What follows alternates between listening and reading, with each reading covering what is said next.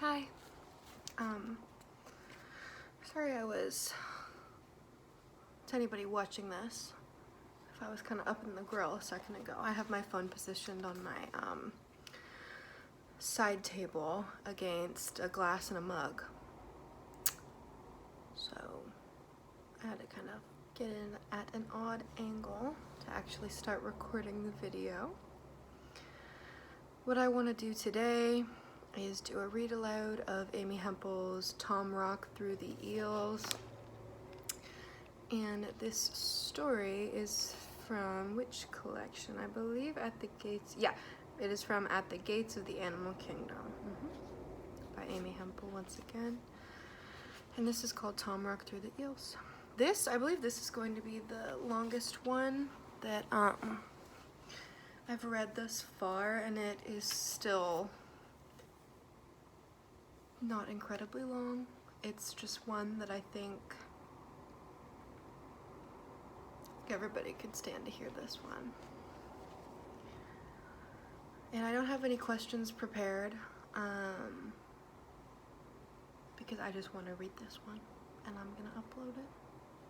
Might put questions in the description, might not, but here's a read aloud of Tom Rock Through the Eels by Amy Hempel. Alright. Are you here for all the things that I don't have? The man who owned the nursery, that is what he said. He thought I had come for the specials, which he was out of, but all I needed was peat. I was planning to start a rock garden, someplace to put the rock.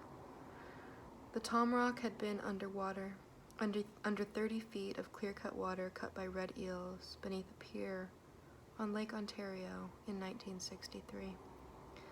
She bribed me, my mother, with praise. Would I be the diver to retrieve it while she watched? From the deck of the Jolly Roger, you could see the word Tom, the name. The rock on the bottom was rectangular, its corners softened to curves. There was a green line drawn like a television screen, and inside the screen, the name Tom, in blue. The Tom Rock, when I brought it to the surface, was, let's say, half the size of a shoebox. The ice cream cone I got for braving red eels held chocolate ice cream in cylindrical scoops, Canadian ice cream, Canadian rock, and no one in our family named Tom. And now, in California, the rock that had sat on a glass coffee table in several states in several years was going to be planted beside slabs of granite, lichen-covered granite hauled down from the Sierras, and all of it bordered by white, sweet alyssum. The Tom Rock would be as much a marker as a headstone. And hadn't I nearly died to get it, holding my breath for so long, and those eels? In California, you are not supposed to sleep beneath bookshelves or paintings or mirrors on the wall. But in my father's house, when my father is away, I sleep in his bed and gamble that the painting of a potter's wheel will not shake loose and crush my skull in the hours of a quaking town at night. My father's room has dimmers on the lights. There are speakers for music recessed in the walls. In my father's room, I leave the lights as near to off as they can be and still be on. In the evening, I hear foghorns on the bay. In the morning, the dawn cannon in the army base at the head of the Golden Gate. When the fog is especially heavy, the smell that comes in through the open upstairs window under the scent of eucalyptus is the smell of wet clay, of wetted down dust from the bricks in the courtyard below. When I sleep in my father's bed, I sleep on the same side my mother used to sleep on. Sometimes, when the cannon goes off at dawn, I wake up and find myself in the pose my mother died in, lying on her side, her arm reaching from under her head as though she were doing the side stroke in a pool. The pills she had swallowed weighing her down like so many pebbles in her pockets. I don't fall asleep with my body on the bed in the same way my mother was found. It must be a thing I go into when I am asleep. And still I cannot be sure that limb for limb I am in the same position. My mother's legs, when I saw her, were covered by the sheet. It is possible that my legs are bent where my mother's legs were straight.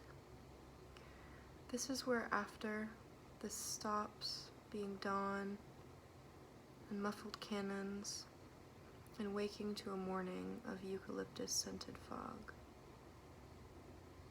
This is where a death means something else to someone else. Because while I am resting easy, there is someone who needs help to get to sleep. Neither my grandmother nor I can swallow a pill with water. When I was young and visiting my grandmother's house, she would crush my vitamins and aspirin in a teaspoon of applesauce or of jam. Later, my grandmother and I moved on to berries for the smaller pills, a mashed banana for capsules. Together, we discovered that grapes worked well too. Since her daughter died, my grandmother rinses off berries at bedtime. In the morning, she peels bananas. She says it is not enough that a pill helps her sleep through the night. Somehow she has to get through the day. And now she is buying herself boxes of prunes and putting them in a jar with a quart of boiling water. Because the pills that are supposed to lift her spirits during the day have a side effect. The one for which the cure begins when you open a box of prunes and let them soften in boiling water. My grandmother sleeps beneath a portrait of her daughter. A short time later, and her voice has lost weight. She is speaking so fast that her thoughts lose their breath catching up. "What is the word I want?" she says, because the word that my grandmother wants has been lifted from her tongue and carried from her head by the treatments, 8 in 2 weeks. She says the treatments have left her fuzzy. She cannot remember the name of the nurse, and the same nurse readied her for treatment every time. When my grandmother calls, it is after the fact.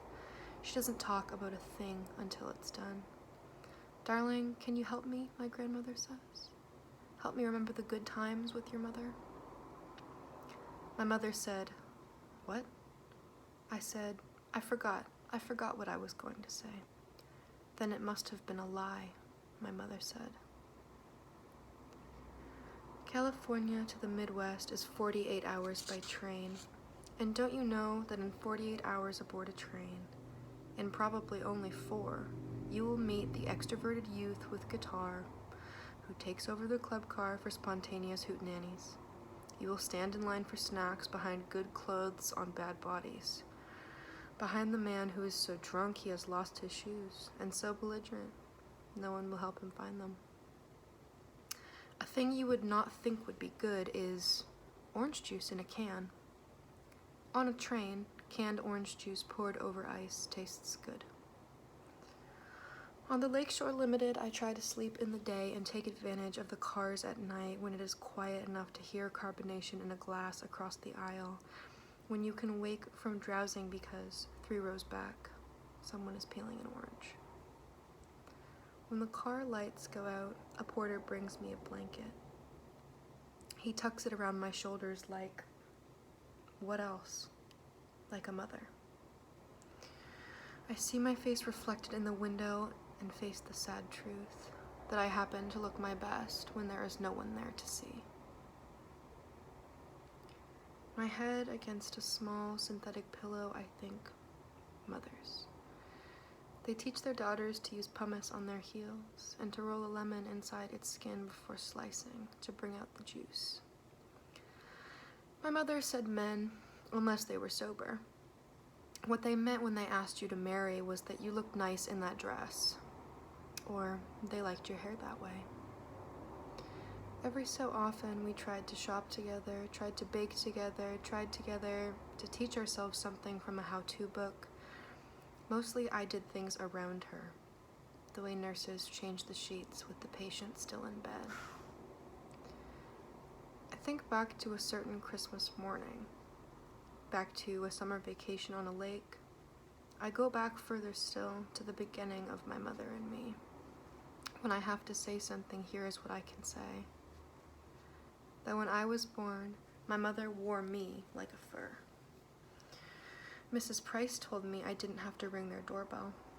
She said I could be in their house when Karen wasn't home if she wasn't back from swim team. Mrs. Price gave me blueberry cobbler. She asked me which I liked better, blueberry or peach, when she put in her weekly order from the baker who delivered in a covered truck in summer. When I defended Mrs. Price to Karen, Karen said I sounded like a mother myself. Mrs. Griffin sang at bedtime, "Turn around and you're 2, turn around and you're 4. Turn around a whole lot of times and get your ass out the door." Mrs. Cogan would open her refrigerator. She would look inside and say to her kids, "What do you mean there's nothing to eat? There's a tomato, an onion." Mrs. Beaudry, when the family returned from Yellowstone, and you asked if they saw any bears, would fix a look beyond your face and recite 44 bear, 32 deer, 26 moose, and end with a partridge in a pear tree. Mrs. Stern looked at Deborah and Rita and said that she made her 2 best friends. Mrs. Smith, when our slips were showing, said, "It's snowing down south." Mrs. Drew sent Patty off to board with this advice: never tap your feet at the symphony. Mrs. Ross let Susan keep her underwear in a fondue pot sprayed with Estee Lauder. Mrs. Snyder let me call her Noelle. Her hair went silver when she was young, and she was always tanned. Men would stare at her when she took Carol and me for Sundays. Mrs. Snyder called the men our boyfriends. Mrs. Snyder would say to Carol and me, "Our boyfriends are still looking." Mrs. Britton taught Jill how to kiss. Mrs. Nelson administered SAT tests to students. She tried to impress upon us the importance of scoring high. She did an imitation of herself as a doctor, checking the patient's pulse, blood pressure, and SAT scores. Mrs. Linden was beautiful in spirit and in fact. Her wish, she told her daughter, was to be a beautiful woman and surprise people because she was a beautiful woman who was kind. Mrs. Case undressed in front of Alice. She and Alice wore each other's clothes. Mrs. Upton taught Kelly limericks. There once was an old man from Calcutta whose tonsils were coated with butter, thus reducing his snore from a terrible roar to a soft, alignous mutter. Mrs. Johns, even after Danny was up in her teens, still threw out her arm across the passenger seat to protect Danny when the car was coming to a fast stop. Mrs. O'Donnell, when Lindsay was older, was still saving egg cartons, from habit, in case Lindsay might need them for a project at school. Mrs. Farrell, in church, with Andrea at her side, would try to make Andrea laugh out loud. Mrs. Farrell would sing the words "in the bathtub" after the title of each Sunday's hymns. "Abide with me in the bathtub," she would sing in a whisper. "God is working his purpose out in the bathtub," Mrs. Farrell sang. Mrs. Hobson. On Valentine's Day, the Hobson children woke to find hearts on the floors of their rooms. Tiny hand-cut paper hearts of every color made a path from bedside down the stairs to their chairs at the table. Some of the paper hearts stuck to bare feet and were tracked into the bathrooms. The colored paper hearts, when wetted, bled onto the tiles. It takes me nearly the whole of the trip to come up with even these. Roll all of the mothers up into one, and the good times with my mother would not get me into even enough water to soak a box of prunes. The next thing I know, I am leaving the train, shaking out my legs and adjusting a shoulder bag. I have slept the night sitting up in the seat, and I know that it shows on my face and my clothes. Sometimes it feels as though I won't be able to live until I can sleep in a position of my own. Not in the way my mother's body was found on the bed, but in a way that is mine. Even if it is only a sort of dead man's float where you don't use a muscle but clasp both your knees and let your head sink into the pillow, rocking gently as a baby, tipping your head to the side to take in air, conserving your strength until help arrives, or until you can save yourself there in bed. At the end of the platform, my grandmother is waiting. When I see her, I forget what I thought I was going to say. Then it must have been a lie, my mother said. It is Tom Rock Through the Eels by Amy Hempel. I hope